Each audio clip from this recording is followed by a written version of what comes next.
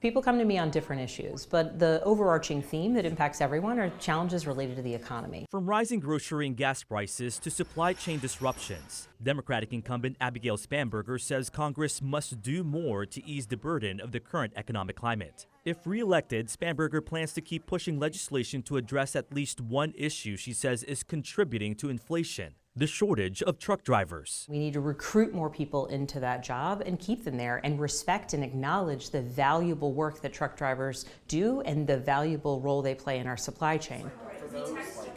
We talked with Spanberger at her campaign headquarters in Fredericksburg. She says some of her proudest accomplishments have been helping to lower prescription drug prices, urging the White House to expand short-term oil refineries to reduce gas costs, and challenging large meat companies to bring down meat and poultry prices. Crack down on these anti-competitive behaviors that not only impact people at the grocery store negatively, but farmers and producers across the 7th District are seeing their share of profits for the products that they're selling go down. According to the latest Christopher Newport University poll, the economy is the #1 issue for Virginia independent and Republican voters. For Democrats, though, after climate change and racial inequality, it's abortion. Spanberger supports enshrining into law Roe v. Wade protections that were struck down by the Supreme Court this year. Decisions that women are making about their own health, about their lives, are decisions that should live between a woman and her doctor. Another important issue for Virginia families is education. Spanberger supported the American Rescue Plan, which invested billions of dollars in schools. And she criticizes Governor Glenn Youngkin's new educational policies that restrict the rights of transgender students. I think that parents and schools and teachers should be working together to make sure that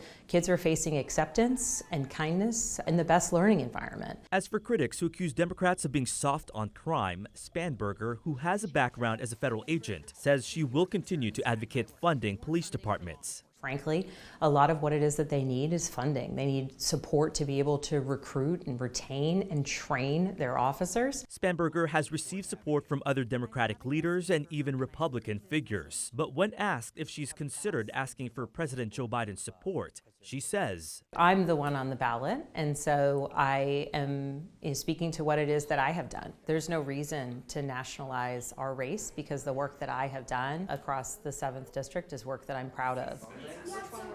Matthew Torres, WUSA 9.